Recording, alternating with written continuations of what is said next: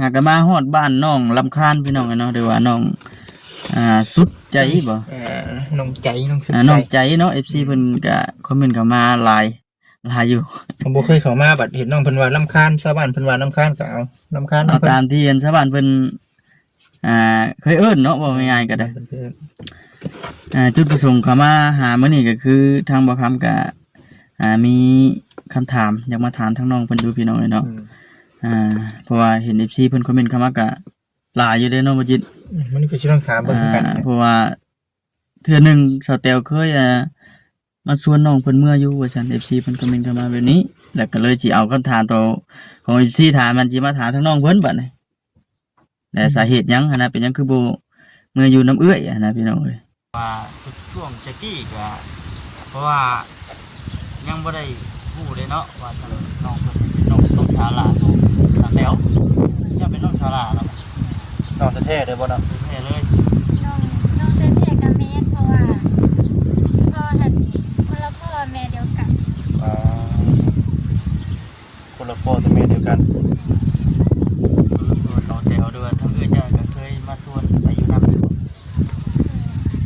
เคยอยู่ได้เป็นได้คือว่าบ่ได้ไปเลยยังอยู่บ้านเองโอ้ไปอยู่พุ่นเลยแบบบ่ม่วน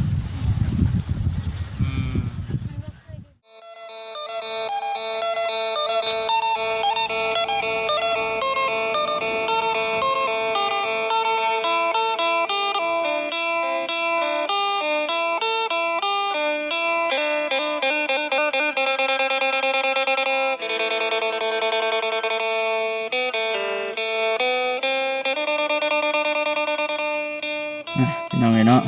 เปิดคลิปเปิดภาพมากะหากมาฮอดบ้านน้องลำคาญพี่น้องเนาะหรือว่าน้องสุดใจบ่น้องใจน้องสุดใจน้องใจเนาะ FC เพิ่นก็คอมเมนต์เข้ามาหลายอยู่ผมบ่เคยเข้ามาบัดเห็นน้องเพิ่นว่ารำคาญชาวบ้านเพิ่นว่ารำคาญก็เอารำคาญเอาตามที่ชาวบ้านเพิ่นเคยเอิ้นเนาะบ่ง่ายๆก็ได้จุดประสงค์เข้ามาหามื้อนี้ก็คือทางบ่คำก็มีคำถามอยากมาถามทั้งน้องเพิ่นดูพี่น้องเนาะเพราะว่าเห็น FC เพิ่นคอมเมนต์เข้ามาก็หลายอยู่เด้เนาะบ่จิตมันนี่ก็สิต้องถามเบิ่งกันเพราะว่าเทื่อนึงสาวแตวเคยมาชวนน้องเพิ่นเมื่ออยู่ว่าซั่น FC เพิ่นคอมเมนต์เข้ามาแบบนี้แล้วก็เลยสิเอาคำถามตัวของ FC ถามมันสิมาถามทั้งน้องเพิ่นบัดนี้แต่สาเหตุหยังหั่นน่ะเป็นหยังคือบ่เมื่ออยู่น้ำเอื้อยหั่นน่ะพี่น้องเอ้ยบ่ช่างเลยเนาะคิดว่าคือว่าเนี่ยน้องถามเหตุผลเบิ่งน้องเพิ่นอยากอายเผาเพื่อนเผาชานคือว่าอยากมุนมังทางแม่เนาะมุนมังทางพ่อทางแม่เฮาก็ไปถามรายละเอียดเบิ่งพี่น้องเอ้ยเนาะแม่นว่าเป็นแนวใดนั่นแหละเนาะพี่น้องเอ้ยก่อนอื่นก็มีแต่ว่ากราบทักทายสบายดีเด้อพี่น้องเด้อเนาะทักทายสบายดีกันเบิดสุขุสุขคนพี่น้องเอ้ยนี่มานำกันกับบ่จิตแน่สบายดีพี่น้องเอ้ยสลีแน่เบาอันแสนพร้อมพี่น้องเอ้ยเนาะมื้อนี้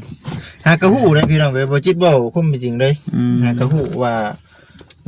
เพิ่นเป็นน้องของสาวแตวได้น้องหลาน้องสาวหลาพี่น้องเอ้ยเนาะแม่นหากะฮู้ปะกะมีแต่ว่าสิเข้าไปกับบ่สลีแม่นพี่น้องเอ้ยเนาะน้องเข้าไปเบิ่งพี่น้องเอ้ยแม่นน้องลำคาญสบายดีคือเลยฮะมานั่งอยู่อันโคมขามพี่น้องไอ้เนาะมันเปลี่ยนบรรยากาศเนาะวาสลีเนาะฮะมุมนี้บ่นั่งรถนี่นั่งหันหลังใช่บ่มุมนี้เข้าไปนั่งอยู่ทางไหนหาก็ได้บ่เป็นหยังนั่งนี่รถแล่นนี่ดับน้อยเนาะมาเห็นเป็นน้องเพิ่นมื้อนี้แม่นไม่ให้บ่าวเลยบ่ได้พาพุทธปูว่ามื้อนี้ไปคุดหากะมานี่ไปจ้ะได้มาอยู่บ่น้ำพี่น้องเนาะบ่ครับเข้าไปคือละบ่เห็นเจ้าบ่ครับ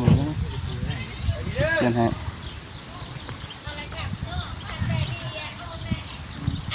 โอเคเปลี่ยนบรรยากาศพี่น้องเนาะมื้อนี้ก็ได้เปลี่ยนบรรยากาศมานั่งอยู่อันโฮมคามมื้อนี้ เมื่อนั้นเมื่อก่อนมากันแต่ว่านั่งอยู่ด้วยเล่นเพิ่น จังหวะ นี่แค่นี้ นี่ภายในทำอาหารเนาะ แม่บุญ มาบุญไม่ทำมามื้อนี้ก็มาเยี่ยมอีกเทีนึงมื้อนี้ก็ได้เมื่อก่อนก็มาโลกทำมาทำเนาะมื้อนี้ได้เห็นยัง ไปแล้วก็พอดีเขาโทรมาเพราะว่าแม่บุญมาพอดีไปคิดกันแชทมาอยู่บ้านนะบ่ต้องอยู่นะ ไก่ว่าจะมีตัวหน้าไก่ย่างไม่รู้เรากินไป ต้นไปกับย่างไปแต่ว่าต้นกลับนี่เห็นอายมาส่ง ไก่มาส่ง ไก่มาส่ง ยืมรถเขามาส่ง เพราะว่าก่อนที่จะมาก็ทำเพราะถ้ามันจิตมันมีอันเป็นห้องกันเองนะเนาะ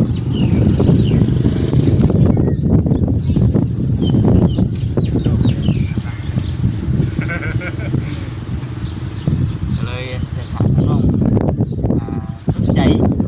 น้องเพื่อนน้องสนใจก็ได้หรอ ได้ ที่เป็นมากกระหลายเลยเนาะ ใจเนาะ เป็นว่าเอ้าคือว่าซื้อลำคาญมาจ้ะ ตัด ลำคาญมีใครก็ตังแม่ รับค่าในแม่ตั้งให้ ลำคาญแม่ตั้งให้ แม่ตั้งใจตั้งคำพูดแต่ว่าเขาติดเอิญบางคำเลย แต่ว่าที่แน่ๆก็คือ มีชื่อยังไงแม่จะตั้งให้ สองซื่อนี่แหละรำคาญแล้วกับแต่ อ๋อรับค่ากับสุดใจอ๋อ เอาวันนี้เอาน้องสุดใจไป ว้าวถูกนำคาดเนาะ แน่ๆแล้วก็มีอันคือทำของคำว่าเราพี่น้องมีคำถามทั้งที่คำถามมาแน่มาดูเพราะว่าช่วงจะกี้ก็เพราะว่ายังไม่ได้พูดเลยเนาะว่าทางน้องชาวลาทางแถวจะเป็นน้องชาวลาแล้ว น้องจะเท่เลยบ่เนาะ แท้เลย น้องเต้นเสียกับแม่เพราะว่าพ่อหันคนละพ่อแม่เดียวกัน อ๋อคนละพ่อแต่แม่เดียวกัน ตัวแม่เดียวกันช่วงตะกี้ก็สาวแถวด้วยทั้งเอื้อจ้าก็เคยมาชวนไปอยู่น้ำอยู่เคยอยู่แต่เป็นได้คือว่าไม่ได้ไปเลยยังอยู่บ้านเองโอ้อยู่พุ่นเลยแบบบ่ม่วนอ๋อ อยู่บ้านเพิ่นก็คือบ้าน อยู่บ้านเราเอง บ้านเฮาเองเนาะ บลืมกับไผ่ยังบอกกาตื่นกันหา เป็นยังไงมีหมู่หลายเนาะ ถ้ากินยังไง สิไปหากินก็หาจักสิหาได้ใดเพิ่นติเพิ่นที่ได้เพิ่นมื้อที่เพิ่นมาชวนกันหาจักได้ใด แย่หัวละนั่งกับบอก มาอยู่กับเอื้อยบ่ติเพราะว่าคือที่ฮู้นี่คือปัจจุบันนี้ก็ทางแกเพิ่นก็ฮู้อยู่บ่ว่าเอื้อยเจ้าจะมีเพิ่นมีชามฮู้อยู่บ่ปัจจุบันนี้เพิ่นโทรมาดินนำอยู่บ่โทรมาดินนำคือว่าในเนาะต่างคนเป็นแต่เคยมีครอบครัวแล้วทั้งสเตลเลยเนาะ เออ และอีกหนึ่ง เพื่อนคนนึงก็เอาเกิดที่บ้านดุงขึ้น มันกึ่มว่าทางไปนี้ ทางออกเนาะ ทางไปนี้เจ้าหายอย่างนี้บ่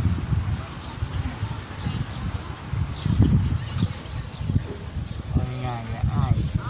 ทั้งเอื้อยเนี่ยต่างคนต่างมีครอบครัวเพิ่นทางน้องเพิ่นนี่ก็สาเหตุที่ว่าบ่ได้ไปก็คืออยากอยู่บ้านเองอยากอยู่เพื่อนเผาเพื่อนบุญมั่งของแม่กับแม่น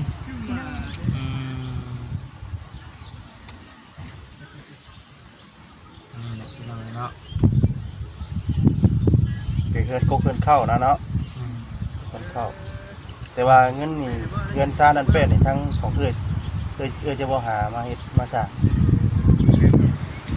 ปิดกับแม่เพื่อนบริอยู่แล้วเวลาก็น้องกัน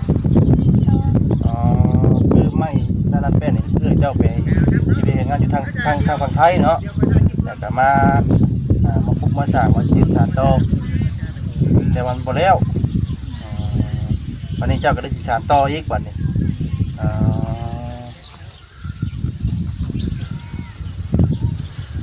จะว่าหานะครับมาปัวแปลงเอาบัดเนาะเพื่อจะเป็นต้นให้แล้ว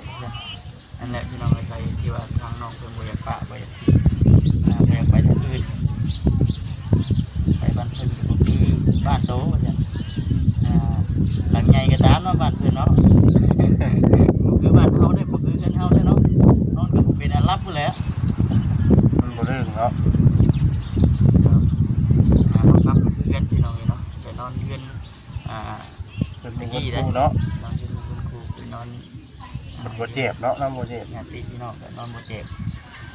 มันบ่คักคือกันเฮาเองเด้ แม่ นี่เฮาอยู่แต่น้อยพุ่นเนาะอยู่แต่น้อยมันลึกเด้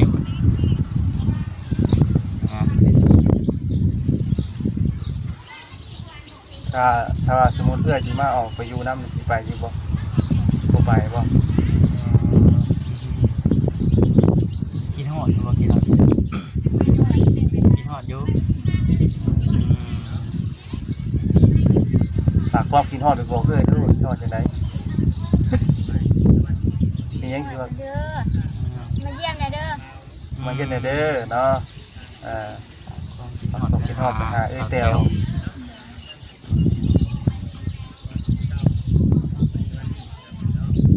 ก็ถือว่าโดนเติบเนาะที่ว่าบ่ได้มาเนาะ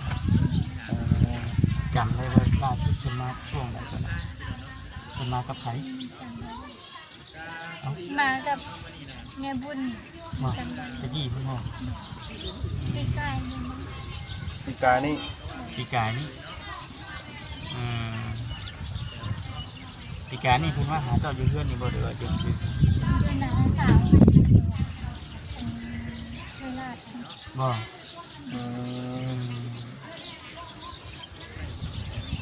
มาเยี่ยมเบิ่งน้องนุ่งเพิ่นก็ได้เนาะบ่ได้กินกันเพราะว่าทั้งแถวๆก็จากที่ฮู้มากอ่ะเราก็เป็นคนปืนนะขี่รถบ่ได้คอยอยู่บ้านอยู่เมืองเนาะเราก็ได้เนาะ มื้อนี้แล้วก็หาน้ำมันไม้ขาย หาน้ำมัน คื ขาย คือได้ยินว่าเปิดห้างขายเครื่องเลย เป็นในผ้าเลยดิ ทางสเตลก็ได้อยู่ทางที่เดียวกันเนาะ ยังน้อยพี่น้องกันสนใจไปเป็น โดย 14 ปี 25 ปีพกปืนไปหาเงินกับอีกทุนโคตรทุนโกงครับยังมีผู้คืนว่าอยากสิไปตัวนั่นแหละ ชอบหาทางนั้น ชอบหางาน ถ้าว่ามีเบี้ยนะก็ตัดสินใจไปบ่มีเบี้ยในที่เจ้าถนัดจากที่เฮ็ดตอนนี้แม่เนาะเบี้ยที่ว่าจะหาตอนนี้จะไปเฮ็ดหรือว่าเบี้ยหยังก็ได้บ่ เขาเก็บได้เนาะเก็บบ้านเคยเห็นแล้ว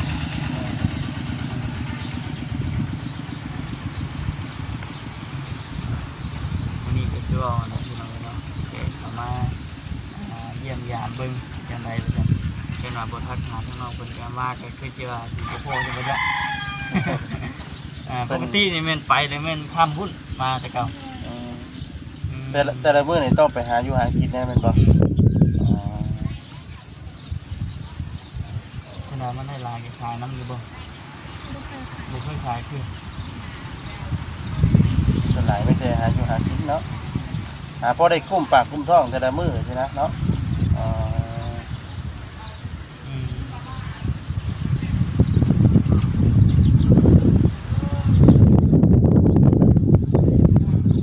นี่ก็ลมจำเนาะ มื้อนั้นก็ทางบ่าวบ่อนถามทางถ้าบ่าวจากกระโบ โอ้โหเนาะ ผู้ใช่มั้ยมื้อนั้นที่ใจก็เหมือนเพิ่นลัดผ่านออกมาเองผมคิดว่าเป็นน้องสาวของทางเดียว แต่ว่าเบื้องหน้าก็ค่าอยู่แต่ว่าโบคิดว่าสิเป็นนะคือหน้าโครงหน้าคือกันอยู่ พ่อก็อยู่พุ่นบัดเนาะกินฮอดอยู่บ่กินฮอดพ่อกินฮอดอยู่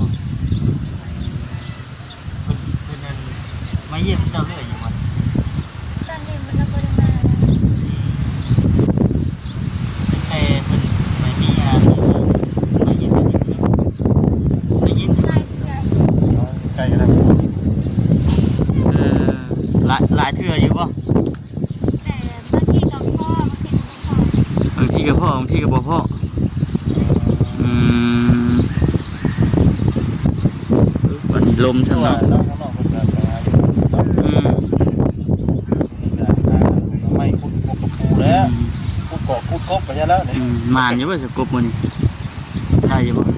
ได้แต่กระปูหามาแล้วก็แม่นเฮ็ดกินอยู่กินแรงน้ำมันนะว่าแต่ว่าช่วงดำให้ดำหน้าได้อยู่เฮ็ดหน้าน้ำเพิ่นอยู่บ่อยู่เฮ็ดอยู่ก่อนสิไปเฮ็ดเวียกเนี่ยเจ้าเฮ็ดเวียกน้ำเพิ่นจนแล้วพุ่น ตอนน้องกำลังสิไปเห็นน้องอยู่กับน้องสาวนี่ดำหน้าแล้วก็ไป อืม แสดงว่าซอยเวียกซอยงานตอนนี้แล้วก็จะไปเวียก อืม ซุปเกี่ยวข้าวมาซอยพี่ต่ออีกนะ ใครอยู่ใครกลัวเอาใครกลัวเฮาไปได้ เนาะ ใครกลัวเฮายังไปถึงช่วงอันแบบใดช่วงเพิ่นดำหน้าได้เฮาไปเฮ็ดเวียกเดี๋ยวบ่คือปานใดตัวนั้น หนีเวียกเนาะ บัดเพิ่นนั่นเกี่ยวข้าวแล้วบัดจังมาเลยโอ้บ่คือปานใดตัวนี้ก็ได้ ก็ถือว่าทั้งน้องเพิ่นก็ซอยแน่ซอยเฮ็ดเวียกแน่เนาะเฮ็ดเวียกแล้วจังไป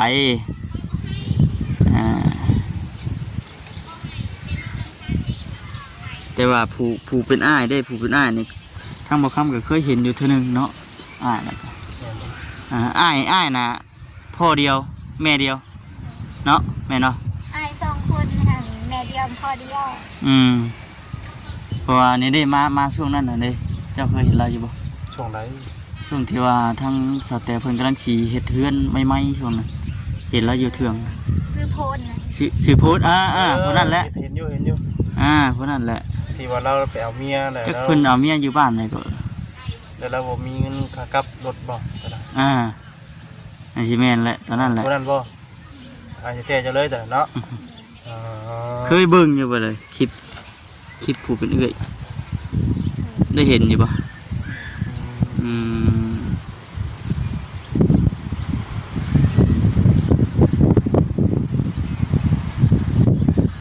นี่แห ข้า ละ วกินน้ำแล้วบ่เนาะได้กินมันเองไม่ หลักๆเลยคือ เกี่ยวน้ำมัน แกงหน่อไม้ปู กระปูเกี่ยวกับปูเนาะ น้ำนี่นะเพราะว่าบ่ได้คิดว่าจังไดเลยเนาะเห็นว่าเพิ่นเอาไปตลาดตะลี่ก็ เรื่องเงินเรื่องค้ำนี่แหละพี่น้องเนาะ หาแนวกินมันกันยาก หาได้กินก็ยาก มันจะคบ จะหาลูกกระปูนะส่วนนี้เนาะเราสิว่าคุดกบกับบ่มีเนาะ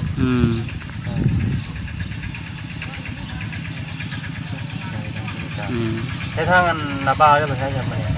ไปหา จะเป็นหน้าไปเฮ็ดที่เรียกเฮ็ดที่นาอยู่ในนาบ่ เฮ็ดหยังอยู่นะปลูกหยังปลูกหมูบ่ ไปเลี้ยงงัว เลี้ยงงัวโอ้ยามนี่ก็ยังเลี้ยงอยู่เนาะ บ่ได้ปล่อยบ่ใช่ ปล่อยแต่เขาเกี่ยวข้าวยังบ่แล้ว เป็นบางคนเนาะบางคนจะตัดเกี่ยวเขาแล้ว บางคนก็แล้วบางคนก็ยังไม่ทันแล้ว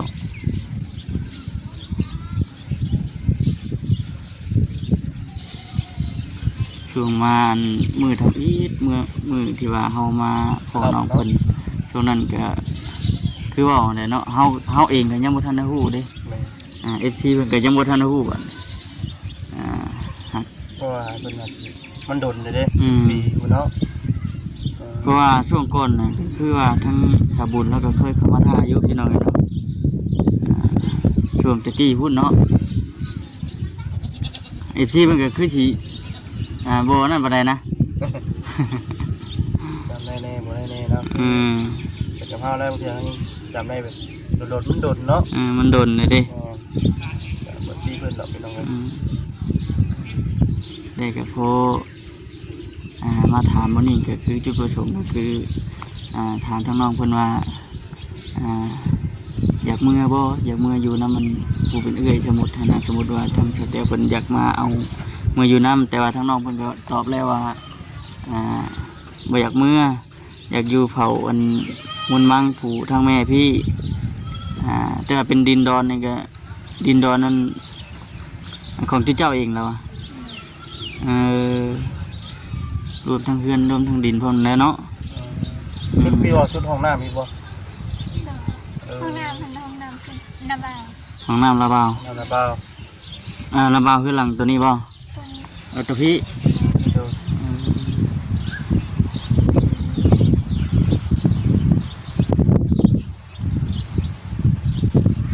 จะมาสภาพ มีห้องน้ำแต่บ่มีน้ำใส่ หืม มีห้องน้ำแต่บ่มีน้ำใส่ มีห้องน้ำแต่ว่าบ่มีน้ำใช้เอาบัดเจ้าเข้าแต่ละมื้อได้เฮ็ดได้จ้ะ ตักเอา มาอัน หยุ่ม ตักเอาน้ำสางรวมพี่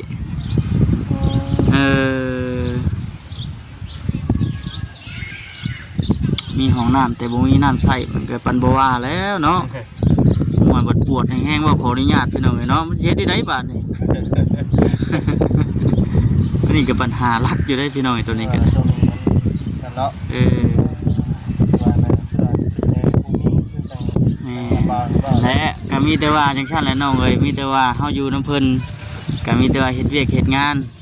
ซอยเพิ่นหาอยู่หากินเดี๋ยวนี้แหละ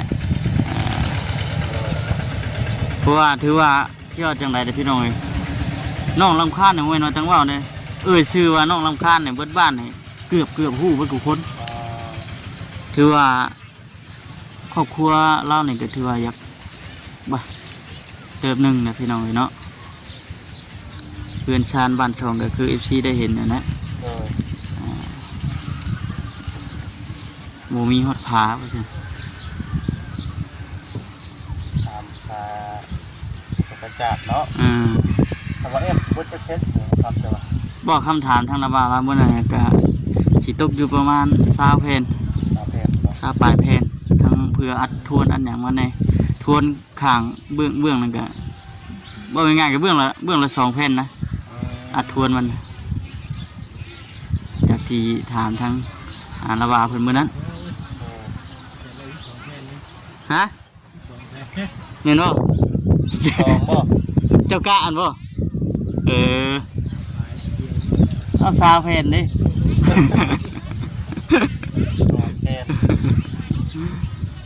12เพนกับพอดีงามได้เฉยเนาะ อยากได้อยู่ได้น้องๆเนาะอยากได้อยู่ได้เนาะสามเดือนนั้นได้12-13เพชรเขาซื้อไปให้อันนั้นเลยอันบัตรซื้อไปให้อันน้องลินดาเลยรุ่นรักเขาเดียวกันนะ แม่นะเอาแต่ว่าอะไรเขา นี่แต่จบคลิปแล้วไม่ทำอะไรกันยุ่งยาวเคยสัมภาษณ์ถามไทยต้องเติมอีกเรื่องแม่ขณะการนาฏกรปั่นเนาะ เดี๋ยวทางบริษัทกับบริจิตพันธีเข้ามาถามไทยต่อเด้อแม่อย่างมาหมดนี้เนาะ แม่สบายดีน้องเลยฉันพี่น้องเลยเนาะสบายดีพี่น้องเลย